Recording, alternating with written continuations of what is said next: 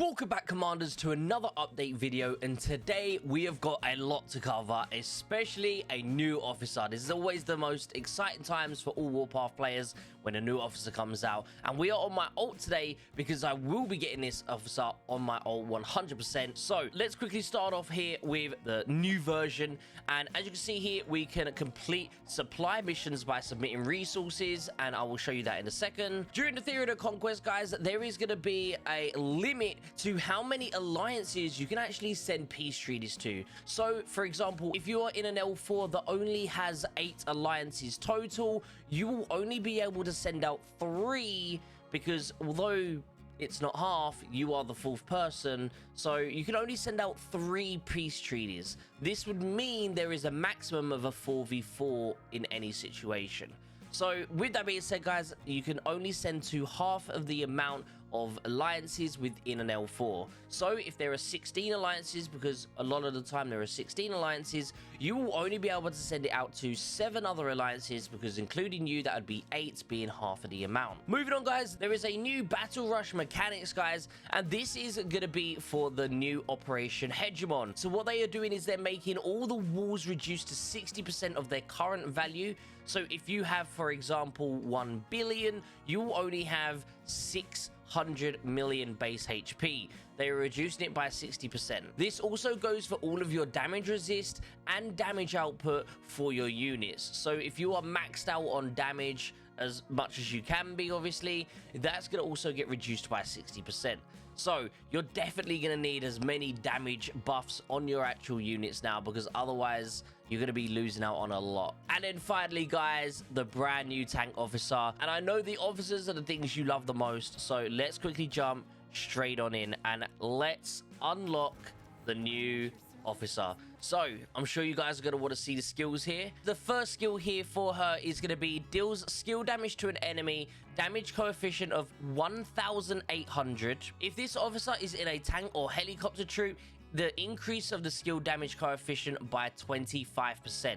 So that'll be around 2,150 coefficient. The next skill here is going to be a firepower buff of 40%.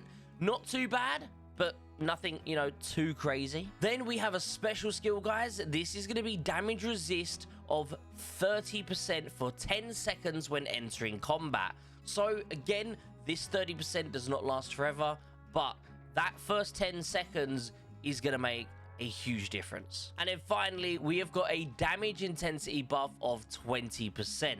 Again, just more pure core damage, and that is amazing.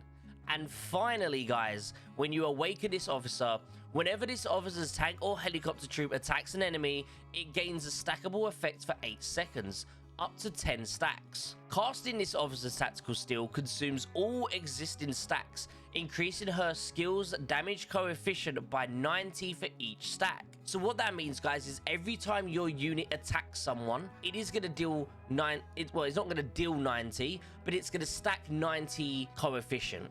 And it can stack up to 10 times. So if your unit, will use an L for this case, because we know that L 100% will be able to do it, including a heli. I have seen footage of the heli is able to get 10 shots off within 8 seconds. Not quite sure how, and I'm assuming it means each individual heli within the unit, but again, we could do more testing on this moving forward. But if you were to reach all 10 stacks, it's going to go up to 900 total. So you have to add that 900 coefficient on top of the pre-existing 2,150. You're going to be getting the pre-existing 2,250 coefficient. And then with this add-on here, with the 900 extra, guys, you're going to be getting to 3,150 coefficient. I'm pretty sure that is the highest coefficient on any officer as of right now. So these Gen 4 officers, guys, are becoming absolutely crazy. So without further ado, guys, you already know what we're doing. We're going to level straight up. We are going to 100% unlock this officer here. Absolutely insane, especially if you're a tank main. And the reason we're on my old account right now is my old account is in fact a tank main. Is mostly just for like rallies and stuff. So here we are. Now let's quickly upgrade. We have got a load of statues available. So we're going to go straight through 720 statues. And we are going to upgrade this person right here. So as you can see, this is what she looks like before she's upgraded. And then finally, let's have a look right here what she looks like once she's fully upgraded. Boom. We have just awoken Madame Havoc, and I'm generally super excited. There it is, the new and awoken officer. Now, we have to figure out where she's going to be going, and I'm going to do some testing. Don't worry, we will do some testing, guys. But as of right now, I am going to plop her onto my light tank here, and then obviously we're going to just remove him. He was just a temporary placeholder. We're going to put Eagle back onto the actual heli there. So now what we need to do, again, moving forward, I'm going to have to go through looking into all the additional skills we're going to put with her. But that officer is absolutely crazy. For more news on this update, guys, we have also going to be getting a load of new events come up. Now, these events are going to be like the legendary showroom. We're going to have a Operation Mega Hurricane, which is similar to the Operation Hurricane we had before, but apparently it's like bigger and upgraded. We're going to have the All Champ Battle Fest. Now, I'm pretty sure this is going to be like mostly towards the big guys, you know, the spenders. They're going to be like the highest rank on the actual list, and then we get to like vote who we want to win on that list. I'm not 100% sure how it works, but I do believe it's for like the big boys, basically. We've also got a thing called Champions Ascent, which again, this is like the top 10 commanders within each realm. We have a gunning for the top, and as most of you know, that's of course a pay to win event right there, which is probably going to bring some really new and cool skins to the game, but it'll be nice to see what they look like. And then we're also going to get the Fortunes Toss, where you obviously roll the dice, and that's going to bring obviously the Fortune Scratchers as well. It's also going to bring along the sort of Cake Buster, where we have to destroy all the cakes as they fall. And it's also going to bring something called the Voucher Shop. Now, this Voucher Shop, I believe, is when you spend money, you're then able to turn those vouchers and get some sort of new skins and stuff. So I'm pretty sure most of what I mentioned is all to do with spending money on the game. So if you're free to play, unfortunately, that's not for you. So we have something brand new coming to the game, which is called Operation Athena. Now, what Operation Athena is, guys, is it is going to be sort of rocket site in the middle of the map, and you need to make units to actually defend and protect this rocket. Now, I've seen some gameplay of this, guys, and what this involves, guys, is you have one ground force unit and you have one air unit. Now, obviously, you're going to want to be making some fighters to protect against the bombers that are going to be coming in, and you're going to then want one ground unit, and you're going to have 10 people available for this. So similar to how, if we have a look over here, you've got Operation Hegemon, you can have up to 30 members at a time and join each team. Over on the new Operation Athena, you can only have 10 members. So you need to be very careful on what ground units you and your alliance are making, because you will be coming up against MBs, super heavies, infantry, and howitzers. And on top of that, you're also going to be getting bombed. So that being said, guys, you're definitely going to need to talk to you and your team. You've only got 10 ground units, so you kind of need to have, you know, a rocket launcher or two. You need to have, for example, maybe a heli or two. You're going to have to work together to kind of make those units. So I'm personally thinking that helicopter and a rocket launcher are going to be the best things available. I've seen some of the gameplay, guys. The Raven actually hurt real bad. So with that being said, make sure you have the right officers and the right ground units available. So the next thing we're going to talk about for the update is going to be the Alliance supply missions. Now, as you can see, this is just the normal gifts from when you loot Raven and stuff. But there are new Patriot gifts, and I'm not sure if you buy bundles. Let me double check, because I generally don't know this. So let's have a look. If you was to buy gifts, for example, okay, you are still able to give ally gifts to people. So when spending money in an alliance, you're still going to be able to send gifts to people. But as you can see here, there's something brand new called supply missions. Now, what these supply missions are is you could give the following rewards. So I can give them steel, and I can give them bricks and stuff. And obviously it changes depending on the mission, and you could get rewards in return. So what these rewards are these sort of ally gifts. Now, you could only do 4 a day, and they're only for you.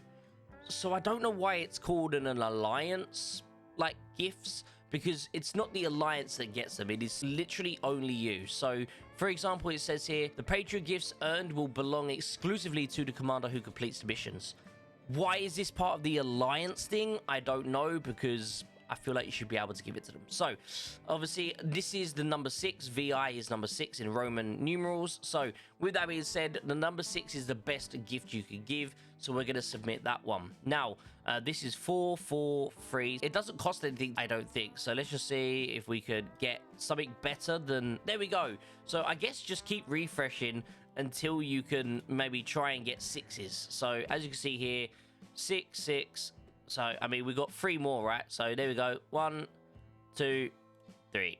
So with that being said, guys, daily mission has been reached, which is really good. We managed to get 6s on all of them. So now if we go over here, we managed to get some, 5-hour rewards. We also managed to get, some of the components, some airlifts, so 8-hour rushes. So we ended up getting some decent stuff over here. And the next thing I want to talk about for this update, guys, is going to be the SOS. So as many of you know, sometimes when you die, there is a bundle you can get. I don't have any right now, but when you die and blow up your base, sometimes a pop-up will come up on screen for you to get an SOS. Now, what this SOS allows, if you get killed, you can use an SOS. It will give you back 1 more teleport or airlift, and what that airlift will do is also include 30% base HP. So obviously when you die and you come back, you start on 5%, but you can use an SOS to instantly get yourself to 30% so that you can then airlift back in and maybe try and get some more kills. But what a lot of these commanders do in these combat situations is when their base HP is getting very low,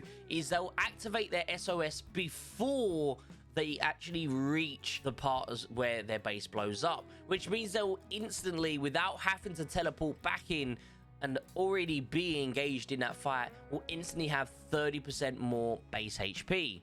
So what the new update is going to be doing, guys, is as long as you are not full on airlifts, so if you're full on airlifts, it won't pop up.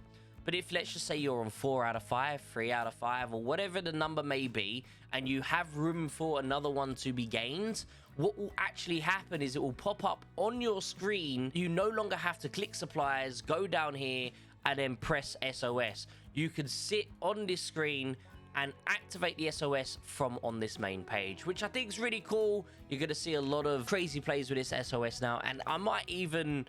I don't normally spend much on this game, guys, but I might buy an SOS bundle just to show you guys some of it in action. Another thing I wanted to show you guys, actually, which is a really cool thing for this update, is if you have a look over here, you have these sort of 5-star units. Now, what you could do with these 5-star units is when you click on it, you could actually choose how many you want.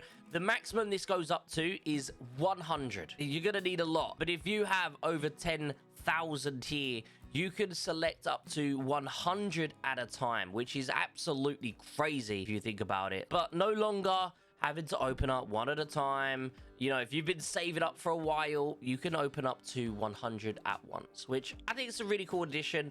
It's something small, but at the same time, it's a really good help. So apparently they've also optimized whenever you're selecting to open up here. Apparently they've changed it so that if you are full, I don't want to do this now in case I'm actually able to. I don't think I'm able to select this, but if I was, apparently they've optimized it to show better, and I'm gonna do it for you guys. Oh, okay, there we go. Perfect. So, remaining unit slots. So, what this is now showing you guys is that because me collecting that, I didn't have enough slots available, it's now showing me that I have 34. So, with that being said, what I could do is go here, now type in 34, and it will let me use it. I'm not going to use it. I'm going to be saving it for Thursdays, but that is definitely much better now. It basically shows you guys how many you need. Before, it just said you're full.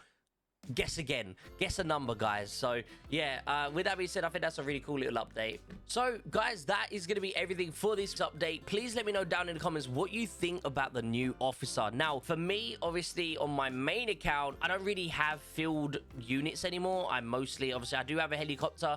She would work very good on a helicopter, but I already have Valkyrie and Eagle. Sure, they're not the best anymore. Obviously, they're still very good, but you do have better tanking officers. So if you are a tank main, you have an MB that's not a tanking MB, you have an actual offensive MB, you have a helicopter or a light tank. Madam Havoc is absolutely phenomenal. Pretty much the best tanking officer, and I'm gonna say it, better than Pain from the exclusive lounge, potentially better than Lord of Order, And honestly, guys, I think it's crazy to see, you know, just how strong these officers are becoming. But it's good because it gives us something new to work towards. And I think overall, it's going to be amazing. Now, just a quick one. I'm going to quickly look at the officer again for you guys. So with this officer, when it comes to skill training, I am going to say that this damage skill is very good because, again, it's not for a tank. It's for any unit. So you can take this and put it onto a Howie.